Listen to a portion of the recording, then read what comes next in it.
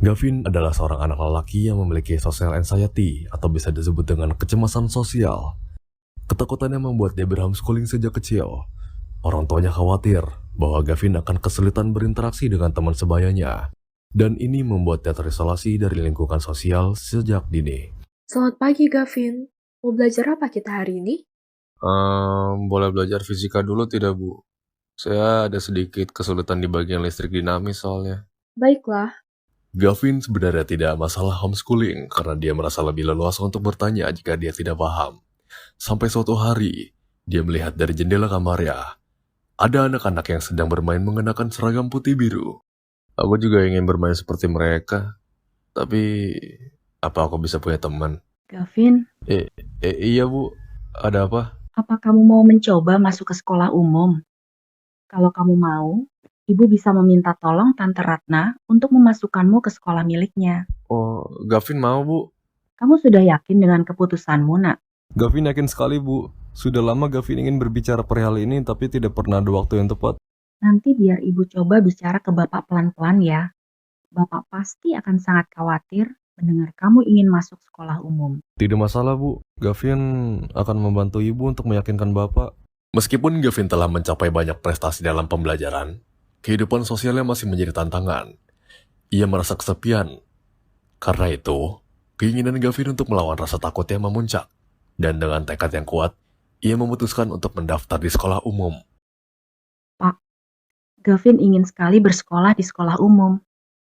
Layaknya anak seusianya, Pak. Ibu yakin dia pasti bisa beradaptasi meskipun kita memberikan homeschooling selama ini.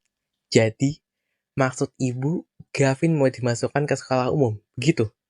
Ibu nggak lihat apa?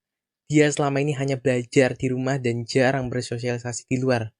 Gimana dia akan mendapatkan teman, Bu? Itu akan menyiksa mental Gavin sendiri.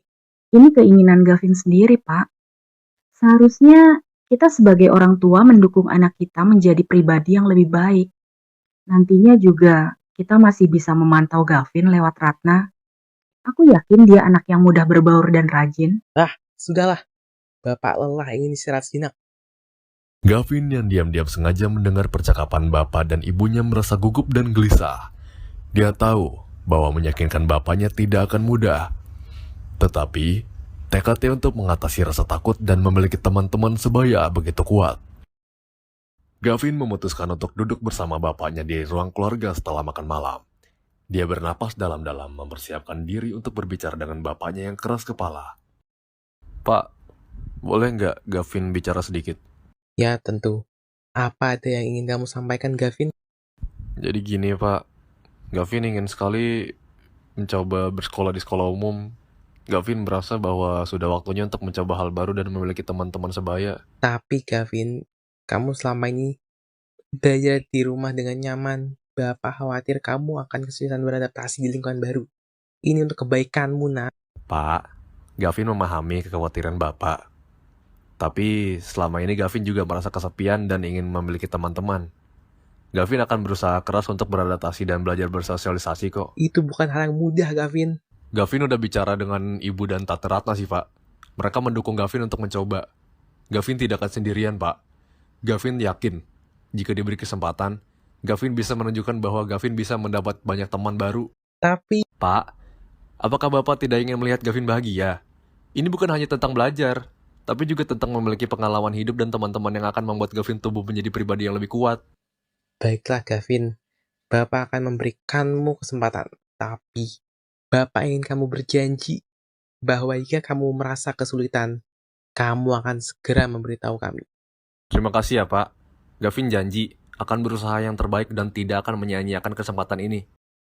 Perjuangan Gavin untuk mendapatkan persetujuan bapaknya akhirnya berhasil. Dengan harapan baru dan semangat yang membara, Gavin siap menuju kehidupan barunya di sekolah umum untuk pertama kalinya. Hari yang Gavin tunggu-tunggu pun akhirnya tiba. Gavin bangun lebih pagi dari biasanya. Dia sangat tidak sabar untuk pertama kali pergi ke sekolah barunya. Sesampainya di sekolah, Gavin diantar oleh kepala sekolah menuju ke kelas barunya. Anak-anak, hari ini kelas kalian kedatangan murid baru. Tolong perlakukan dia dengan baik ya. Iya, Pak. Gavin, silakan berkenalan dengan teman-teman ya. Maaf, Bapak tidak bisa menemani. Ada rapat yang harus Bapak hadiri soalnya. Terima kasih, Pak. Kepala sekolah pergi meninggalkan Gavin sendirian di depan kelas. Peluh keringat Gavin mulai menetes. Dia gemetaran ketakutan. Anak-anak di kelas kebingungan melihat Gavin berdiam di depan kelas dengan keringat yang tidak disadari mulai membasahi kening dan telapak tangannya. Si anak baru itu kenapa deh? Pasti dia anaknya nerd gitu deh. Padahal aku udah berekspektasi dapat teman baru yang keren. Kalian jangan langsung menilai gitu dong. Coba kita ajak ngobrol dulu tuh anaknya. Gavin memutuskan untuk segera duduk di kursinya setelah melihat tatapan teman-teman sekelas yang menurutnya menakutkan. Michael, salah satu dari anak yang berbisik tersebut, mulai mencoba berbicara dengan Gavin. Woi, ada anak nerd guys. Duh, gue kira anak barunya keren. Ternyata anak mama papa.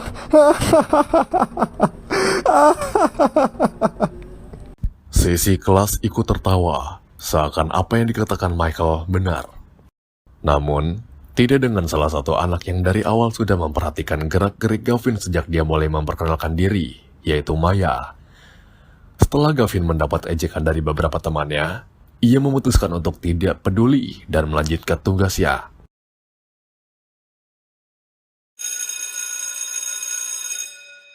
Bel tanda istirahat sudah berbunyi.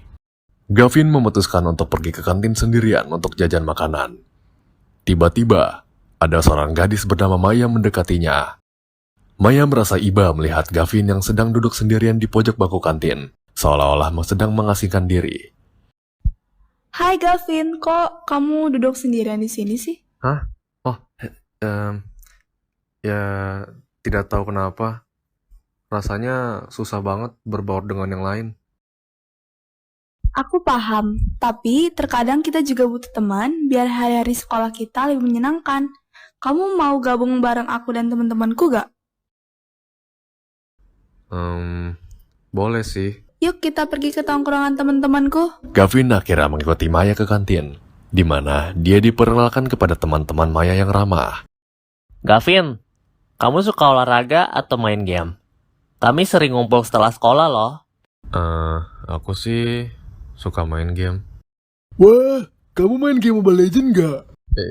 Iya, itu salah satunya sih. Soalnya aku suka game yang berbasis strategi. Wih, sama dong. Emang rank kamu apa? ID kamu apa? Hero kesukaan kamu apa? Kamu punya berapa hero? Kamu punya berapa skin? Punya berapa diamond? Ragil, jangan ditanya-tanya gitu dong. Lihat tuh, si Gavin jadi bingung. Hehe, maaf ya Gavin. Aku cuma terlalu senang bertemu teman baru yang satu frekuensi. Tuh, lihat. Kamu udah punya teman baru. Sekarang kamu tidak perlu duduk sendirian lagi. Makasih ya, Maya. Aku benar-benar bersyukur bisa bertemu denganmu dan teman-temanmu di sini. Tidak perlu berterima kasih, Gavin. Kita kan teman. Jadi, teman sudah seharusnya saling mendukung. Ayo, mari kita main bersama. Perlahan tapi pasti, Gavin mulai merasa lebih nyaman dan bahagia di sekolah baru. Gavin merasa berhutang budi dengan Maya karena Maya membuka pintu bagi persahabatan baru yang membuat Gavin merasakan bahwa dia tidak lagi sendirian. Hari sudah berlalu, dan Gavin mulai merasakan bahwa masih ada orang yang peduli dengannya, tanpa melihat latar belakang Gavin. Gavin menjadi pribadi yang lebih terbuka sekarang. Dia tidak takut untuk berbagi cerita-ceritanya kepada teman-temannya. Setiap pagi saat mau berangkat ke sekolah, senyumnya mengembang dengan lebar. Tidak sabar untuk bertemu teman-teman tercintanya. Anak-anak, buatlah kelompok yang terdiri dari 5 orang. Hari ini kita akan membuat produk untuk pastas. Ayo guys, kita buat kelompok. Maya memanggil Rian, Ragil, dan Jovan. Kelompok kita kurang 1 orang lagi nih. Kira-kira siapa ya? Lah iya ya. Itu sama si Gavin aja. Dia pasti belum dapat kelompok. Maya langsung menghampiri Gavin dan mengajaknya untuk masuk ke dalam kelompok. Gavin, ayo sini bergabung bersama kami. Serius, Maya? Aku diperbolehkan bergabung dengan kalian? Bukannya kelompok kalian sudah penuh ya? Belum kok. Ayo gabung aja sama kita. Oke, jadi kita mau membuat apa? Aku sih punya ide. Bagaimana kalau kita membuat podcast saja? Boleh tuh. Aku juga berpikir seperti itu tadi. Bagaimana dengan yang lain? Setuju. Tapi temanya apa ya? Gimana kalau tentang indahnya saling menerima satu sama lain? Jadi, nanti kalian cerita tentang pengalaman kalian dan dihubungkan dengan tema ini. Semuanya pun setuju dengan usul dan ide Jovan. Mereka mulai membuat podcast dengan tema yang sudah mereka sepakati dan mulai menceritakan pengalaman mereka. Tiba giliran Gavin. Gavin menceritakan perasaannya saat pertama kali mengenal mereka, karena sebelumnya Gavin tidak pernah punya teman.